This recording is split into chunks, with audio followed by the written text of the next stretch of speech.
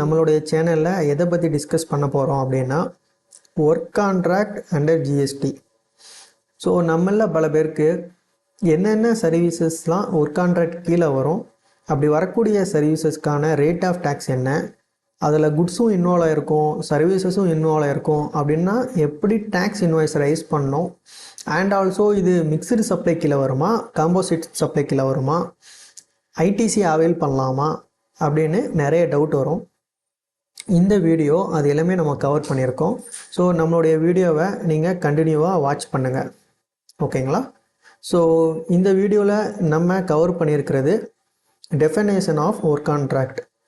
Work கான்ட்ராக்ட்கான definition என்ன அப்படின்னு பார்க்கலாம். ஷெட்யூல் 2. ஷெட்யூல் 2ல் இந்த ஒர்க் கான்ட்ராக்டை பற்றி என்ன சொல்லியிருக்காங்க அப்படின்னு பார்க்கலாம். தேர்டு ஒன்று வந்து rate of tax and HSN. So இந்த ஒர்க் கான்ட்ராக்ட்கான ரேட் ஆஃப் டேக்ஸ் என்ன அண்ட் ஆல்சோ எஸ்சிஎஸ்சி கோடு என்ன அப்படின்னு பார்க்கலாம். ஃபோர்த் ஒன்று வந்து keeping record for work contract subject to GST.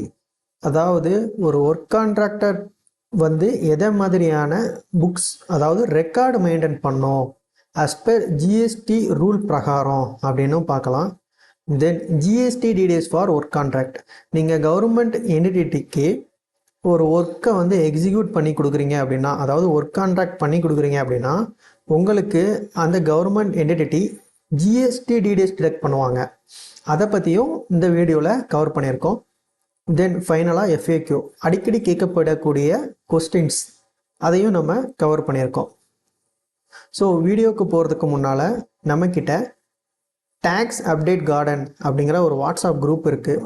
இந்த குரூப்போடைய ஆக்டிவிட்டீஸ் பார்த்தீங்க அப்படின்னா ஜிஎஸ்டியாக இருக்கட்டும் அண்ட் இன்கம் டேக்ஸாக இருக்கட்டும், இந்த ரெண்டுலேயும் வரக்கூடிய notification, circulars and also advisory, இது எல்லாமே அப் டு டேட் வரைக்கும் நம்ம அப்டேட் பண்ணிட்டு வரோம்.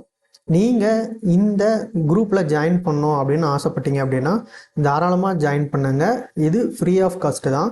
இந்த குரூப்போடைய லிங்க்கு நம்மளுடைய கமெண்ட் செக்ஷனில் இருக்குது அண்ட் ஆல்சோ வீடியோவுடைய பயோவில் இருக்கும், டிஸ்கிரிப்ஷன்லையும் இருக்கும்.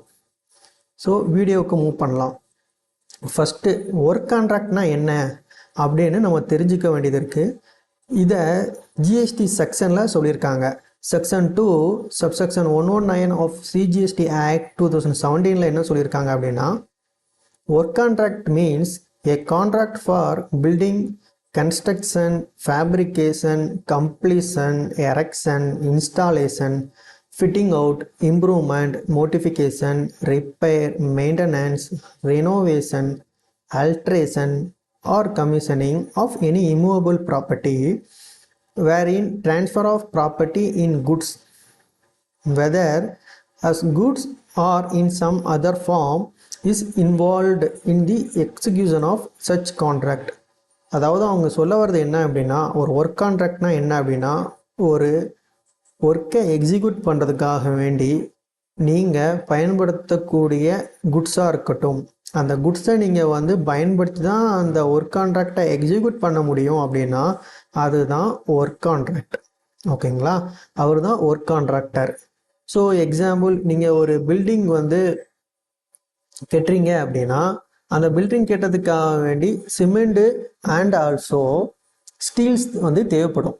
ஸோ இந்த ரெண்டு இல்லாமல் அந்த ஒர்க்கை உங்களால் எக்ஸிக்யூட் பண்ண முடியாது.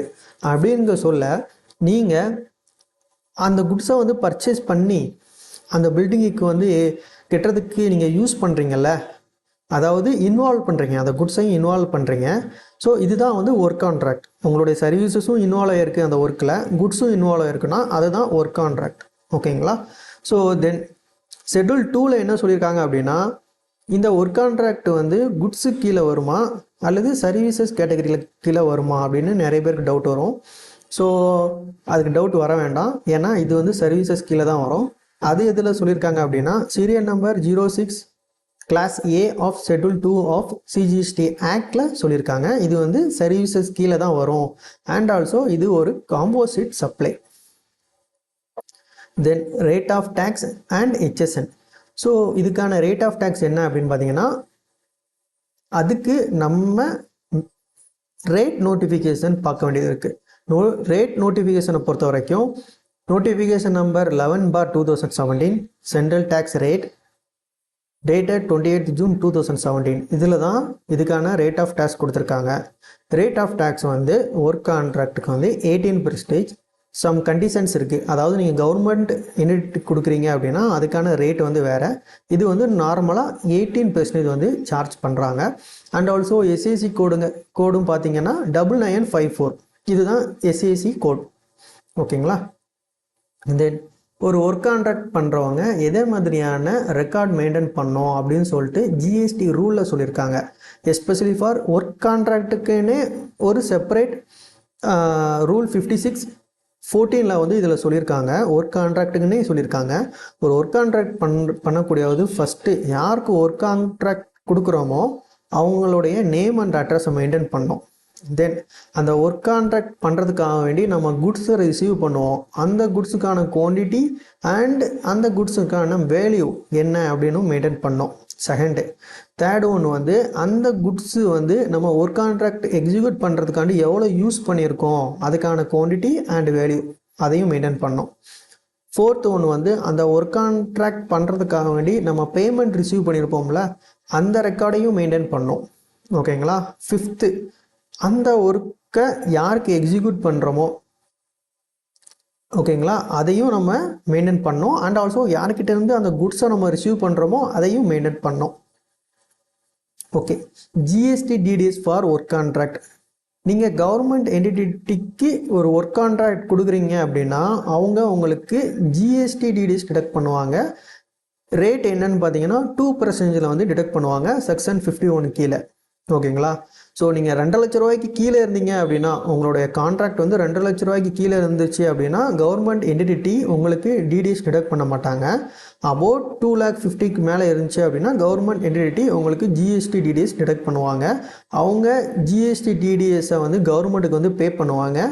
நீங்கள் உங்களுடைய ஜிஎஸ்டி அதாவது ஜிஎஸ்டி போர்ட்டலில் போயிட்டு நீங்கள் ஒரு ரிட்டன் இருக்கும். ஸோ ரிட்டன் மீன்ஸ் நீங்கள் அதை வந்து ரிசீவ் பண்ணிக்கலாம். ஓகேங்களா? டிடிஎஸ் அண்ட் டிசிஎஸ் ரிசீவ்டுன்னு சொல்லிட்டு உங்களுக்கு ஒரு டேஷ்போர்ட் மேலே கொடுத்துருப்பாங்க ஜிஎஸ்டியில். ஸோ நீங்கள் அதில் போயிட்டு உங்களுக்கான டிடிஎஸை வந்து தாராளமாக ரிசீவ் பண்ணியிருக்கலாம். அது உங்களுக்கு கேஷ் லெஜரில் உங்களுக்கு வந்து அது வந்து ட்ரான்ஸ்ஃபர் ஆகும். ஓகேங்களா? ஜிஎஸ்டி கேஷ் லெஜரில் உங்களுக்கு ட்ரான்ஸ்ஃபர் ஆகும். ஸோ இதில் வந்து இம்பார்ட்டண்ட்டாக பார்க்க வேண்டியது என்ன அப்படின்னா GSTR 7.